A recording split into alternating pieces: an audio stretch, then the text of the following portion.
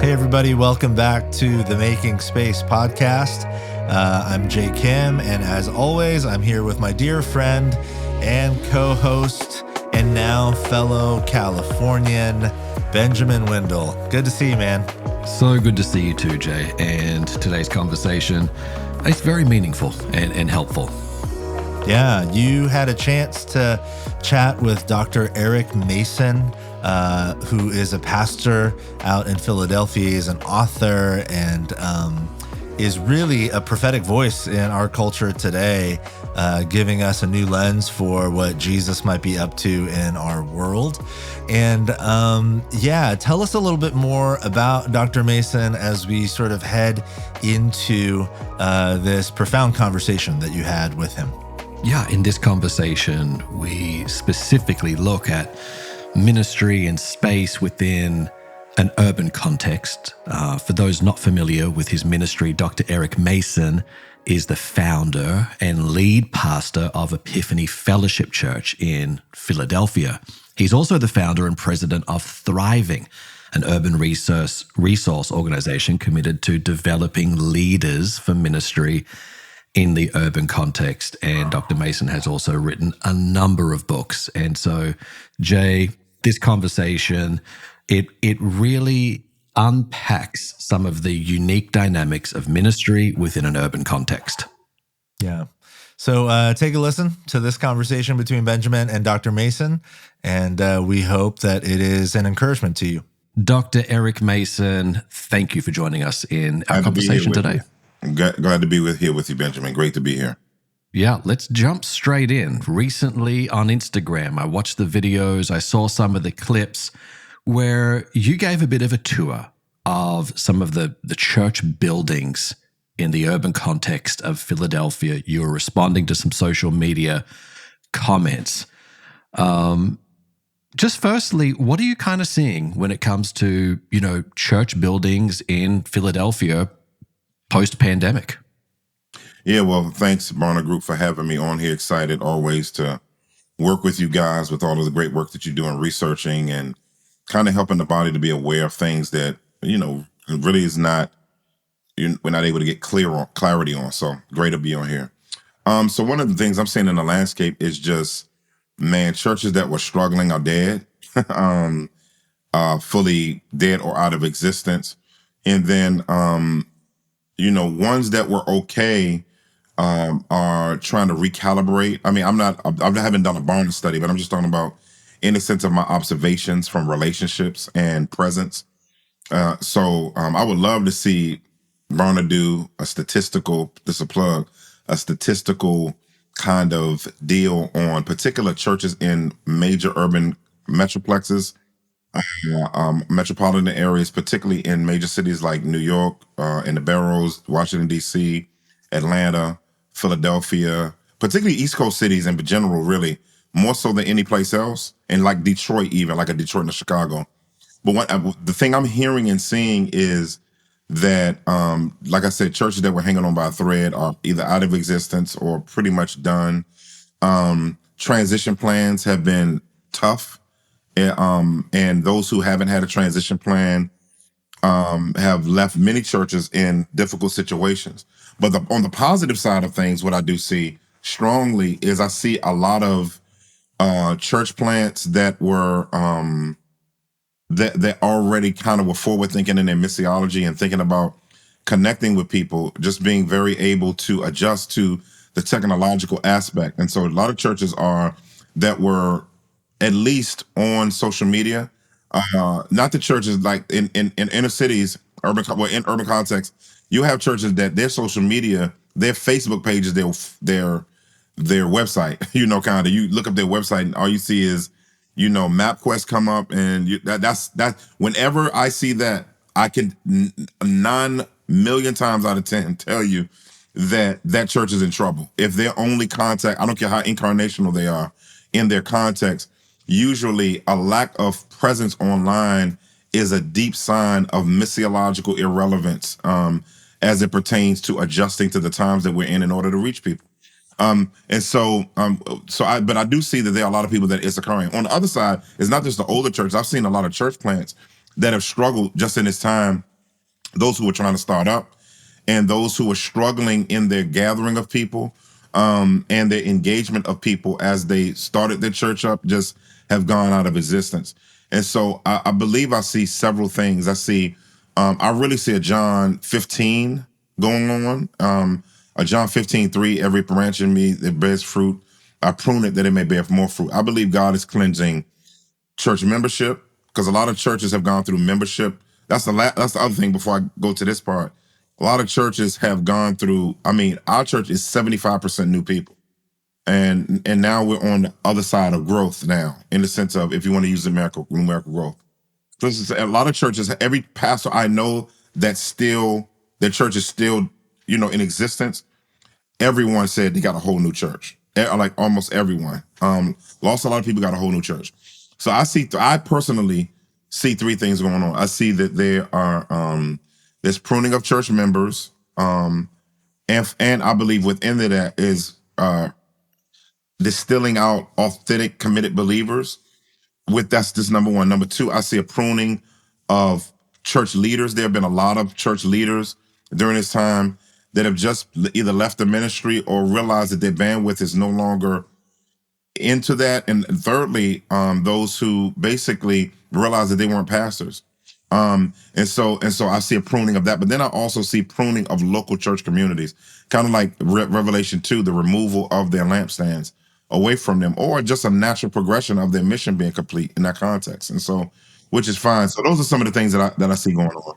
Yeah. So within that broader context then, Dr. Mason, as it relates specifically to church buildings, and again, recently, I watched your Instagram clip where you gave a literal physical tour of churches. Can you walk us through what you're seeing there, what those videos are about? I think one of the things that I see is, like, here, this is the first church city in the country. Between here and Boston, if you go to Boston, I mean, of course, if you go to Europe, it's churches older. Of course, if you go to Africa, they're older than all of us. So, North African churches are older than all of our churches. But what I see technically is just a lot of churches that have died in their buildings are a sign of their death, which is unable to raise up new leaders, unable to adjust. In my neighborhood, I can tell you right now, I'm near Temple University. I'm probably in one of the most complex neighborhoods in the city. It's the intersection of gentrification. It's also the intersection of poverty. It's the intersection of violence, and it's an intersection of education and economic upward mobility. That we're like at the center of the spokes of that in North Central Philly. And so what you're seeing is our neighborhood, people-wise, changes every 6 months. College students change every year to every 4 years. People who are on public assistance who live in the neighborhood, they're here in the affordable part of it in Section 8 housing in order to transition out. And so, and then you have people who graduate from college and they get their first job, but because Philly doesn't have a functional industry here, what ends up happening is people get their first job, get their experience, and then they go somewhere else. And so with that level of transition, if you're a church here trying to figure that out, you're going to be in trouble. So a lot of churches, and I tell people all the time, the time in our context and in many others, the time for the inner city incarnational churches does no longer exist anymore.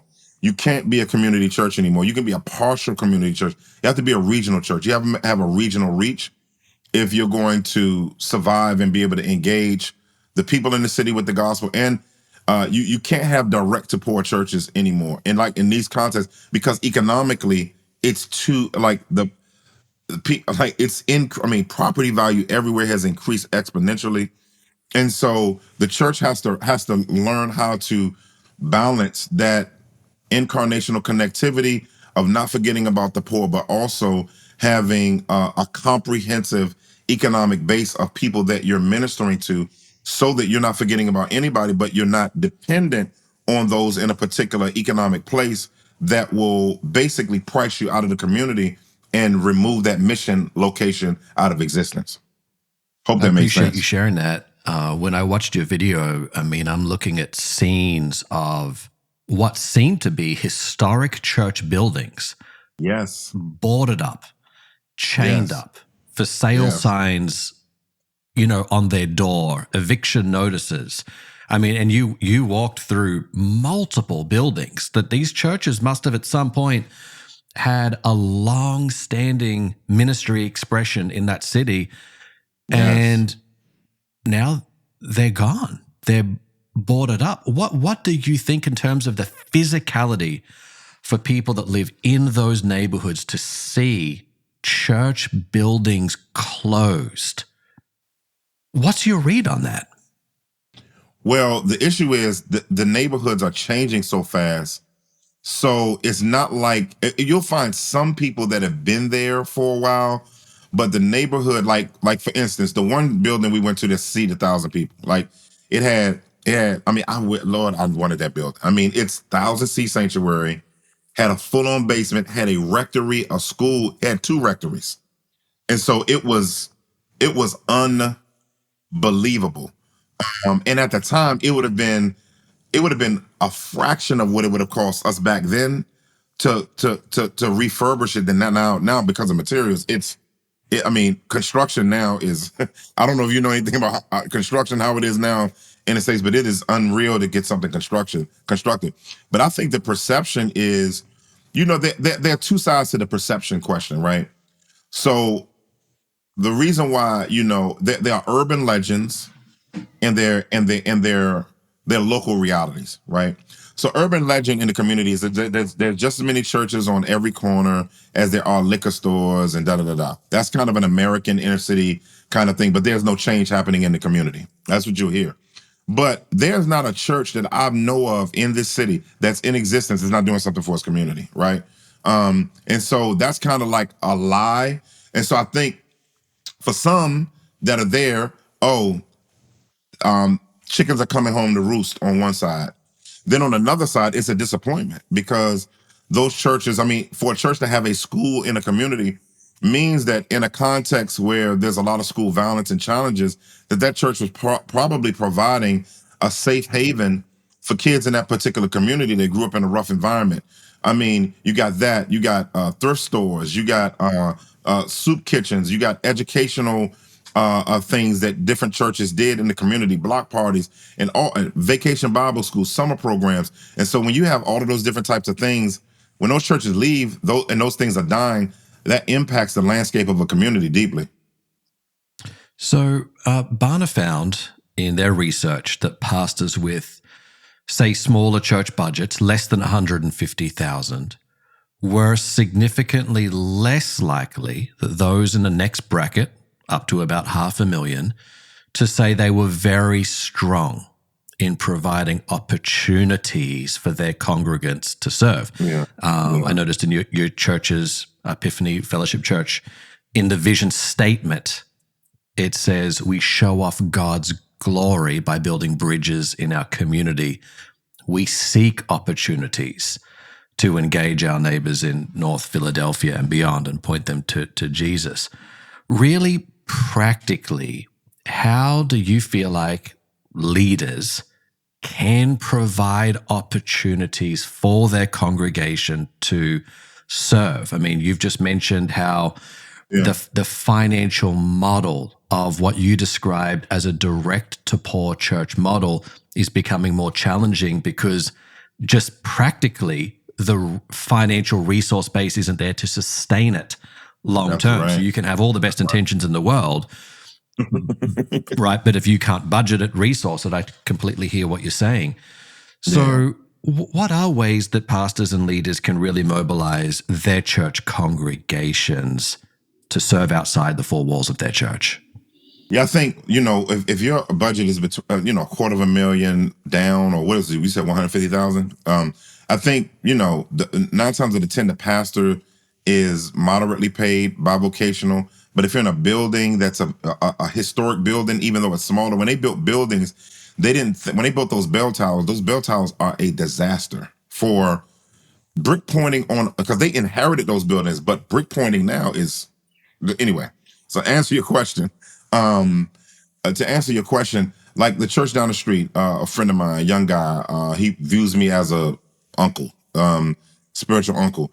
He has a small church that he took over, and it's growing. It maybe have 200 people now, maybe 150, 200 people, and he's bivocational, and he's partnered with different entities in the neighborhood to do. I mean, he'll have the block on lockdown. I mean, literally have over 2, 3, 4 tons of food out there. They have the fridge out, that type of thing. Like we do a thing we're starting called the community fridge, where people just put food in this refrigerator that's locked in on our property, and people can just go up, put food in, and people can take food out. Another thing that things that we've done, we did a boxing program. So we work with our to help with mental health in our community, going about, we called it gloves up, guns down, and we partner with our local police officers who have boxing backgrounds, and people like Bernard Hopkins has come through, and others. What's the boy name? Jerron Ennis. He came through, he's an up and coming boxer.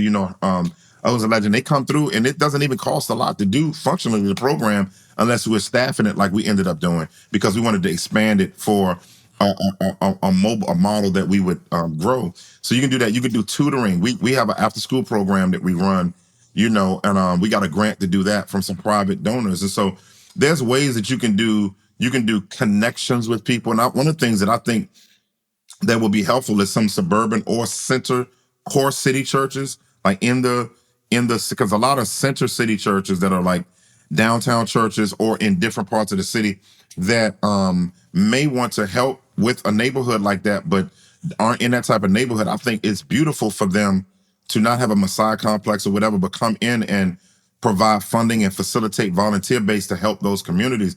That's an old model that I think needs to be resurrected again, because I think that there are a lot of ways that the church needs to not just depend on itself, but there can be mutual partnership we've had that before, between suburban churches and urban churches who are in core poor communities, for there to be sustainability of ministry in that community, that lets that local church who is in that community be the face of that partnership, but also the other could be the financier of that partnership. So yeah. So, Doctor, you're an author, you're a preacher, you're a communicator. For you, how does the physical space that you're in on a Sunday, that physical church space, how does that influence and shape the way that you preach and communicate to your congregation? Well, what's funny, I don't know if you ever seen a picture of our building, but our building is actually originally wasn't built as a church building. It was built as a phone bell tower back in the late 1800s. So it was a phone company here. Then it went from being a phone company to being a place of mortuary science. So we have a vault on the first floor that we thought it was a bank, but it was not a bank. It was for bodies. And so this was the first place where African Americans could learn mortuary science. And so there was a Masonic temple and other things over the years. And so a church got it 43 years ago, and was able to do some renovations and get it to where it is. So when you look at our building, it's more of a 4-story warehouse. So functionally, we look at our building look like it's part of the community. Sometimes a church can look, and there's nothing wrong with it, look extremely distinct from the community, but this building looks like it belongs. And how does it influence how we do ministry? It influences how we do ministry because it literally looks like a ministry center, a community center, and it looks like a place that the community is invited in. We partnered with a group in Texas out of the Village Church down there. They built this is another way suburban churches can, again, at the time we were more of an inner city church. Now we're more of a regional church, but they built a playground next to us because there was no safe playgrounds in our community. And as the playground was getting built, the Muslims were walking past and was like, "What are y'all doing?" We said, "We're building a community. We're building a playground because the neighborhood wanted a playground," and they were blown away. And it was an opportunity for the gospel. But I'm saying all of that to say, like this, we view this place as a third place, like we say in missiology. It's a third place for the believer, but also it's the third place for the non-Christian. So the way we look at it, first places is your house, second place is your work, third place is where where we call chill at. So first place is where you live. The second place is where you have to be, right? That's work. But third place is where you want to be. And so we view our third place as building an environment of where people choose to be, but they don't have to be. Yeah. But because it's so emotionally life-giving, spiritually life-giving, that it becomes a have to, even though it's a want to. Yeah. Well, we just have about a minute left here. Is there anything on this subject that we haven't yet touched on that you'd like to add? Well, I just hope and I just pray for the churches that, or leaders or anyone that watches this. One of the things I just encourage people to do and leaders to do and churches to do is do not ever stop being a missionary.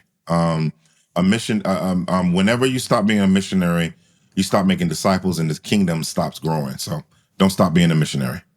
Well, I love that, Dr. Mason. There's so much just practical wisdom in what you've talked about today and experience. I know I've learned a lot, got a lot out of this. Hey, by the way, what is a bell tower?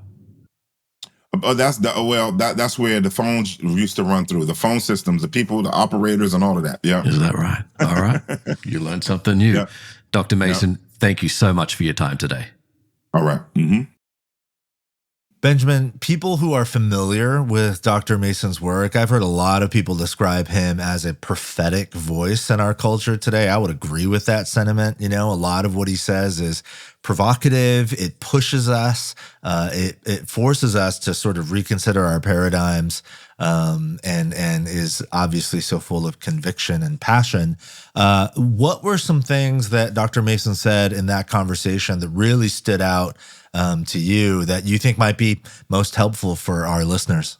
Yeah. I was personally impacted by the uniqueness of hearing about his ministry context in an urban core. And he said things like this, post-COVID, 75% of our congregations are new.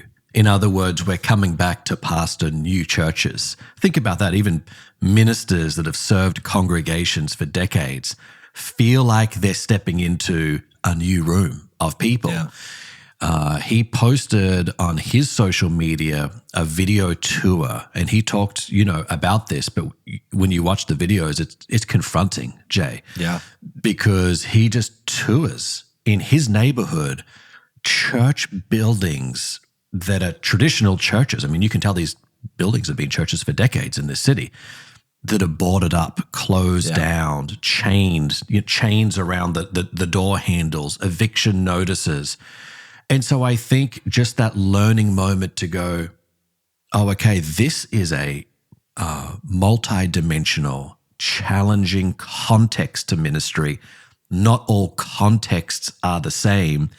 And I think maybe we have a lot to learn from pastors and ministers and leaders of all kinds that are leading in these highly urbanized kinds of areas for us to say, we hear you, we're listening to you. And I think collectively we all have a lot to learn in that space. Yeah, I would totally agree with that thought that we have come back post-pandemic to new churches. We talk about it quite a bit here at our church, which is very different than inner city Philadelphia, where Dr. Mason does his ministry. We're in the heart of Silicon Valley. It's very different, and it poses different challenges. But internal language we've been using, actually external, outward facing as well to our church, we've been saying for the last year and a half, and we are a new church in a new city. There was a mass exodus, not just from churches, but a mass exodus from our area of California in the last 3 years. And at the same time, new people have moved in, and that's been reflected in our church. So I think what Dr. Mason has to say in terms of, the heart posture and the soul posture of a pastor and a church leader as we, like you said, engage new churches in a new era. It's almost like all pastors are church planters now. Right. We're planting new churches. And I saw that video from Dr. Mason as well, where he was doing that tour throughout Philadelphia. It was so fascinating. He pointed out a couple of buildings, and he was saying, our church tried to buy this building, but we ran into this challenge and that challenge. And I think that part of it really resonates with pastors and church leaders, no matter where you are.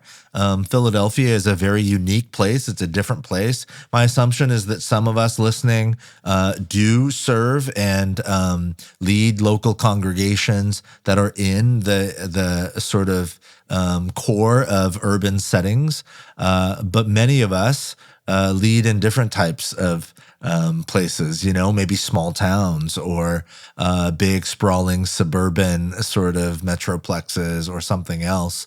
But I agree, I think that there is a lot for us to learn from those who are doing ministry in different contexts. Benjamin, as you've thought about the conversation with Dr. Mason and the intersection between that conversation and the pragmatics of what many of our listeners are wrestling with in terms of how space influences the formation of a community and the formation of a soul. Are there any thoughts that came to mind, maybe one or two practical sort of takeaways that maybe Dr. Mason sort of provoked in you as you think about our wrestling as church leaders with the intersection between space and formation? Yeah, I don't think we can divorce our spaces and buildings and facilities from our context. So Dr. Mason talked a number of times about the financial engine of it's difficult to make it work financially, make it viable in some of these settings, and we need to reach a more regional demographic in order to be able to fund facilities. So on that tour, when he's walking around, he's looking at buildings. These buildings also cost a lot of money to renew and get up to code and get up to standard. And so I think just as pastors and leaders and ministers recognizing I can't compare my context to yours, every context is unique. In the years that I pastored in the inner city of Australia, which, Jay, that's probably a world away from a lot of listeners. But we had 0 on-site car parks. We didn't have a parking lot, right? Wow. And so that was just a different context and a different challenge to what a suburban church would have. And so I think recognizing the uniqueness and the importance of context and just leaning in to local context as a shaping force and dynamic, even over the spaces that we have, the size of spaces, the model of spaces that we end up having, and recognizing there's probably going to be a big difference between a church in a highly urbanized area to a, for example, large suburban megachurch, right? Yeah. There are just differences. And I think Dr. Mason covered that very well. Yeah. I love that. As we continue on this journey in this season, I think one of the key components of listening to a podcast like this is doing translation work, and when I listen to you talk about the inner city of Australia, you're right, that's literally a world away. But because you and I have a friendship, I've learned so much from you. We ride kangaroos around. Yeah, that's right. These universal truths, these sort of through lines and threads that weave themselves across different environments and cultures and demographics. And I think if we can do that work, particularly in community, then there is tremendous learning to be had, no matter who we're listening to. And along those lines, as you're listening, you've heard us talk about this before. Obviously, our podcast is one part of a much larger project. So you can go to Barna's website and find the journals, the Making Space journals, and we'd love for you to benefit from that. And as always, if this podcast is an encouragement or inspiration or help to you, let people know, share it around, rate, review wherever it is you listen to podcasts. That's a huge help to us. And once again, we're really glad you're listening, joining us for these conversations, and we look forward to talking to you all again very soon.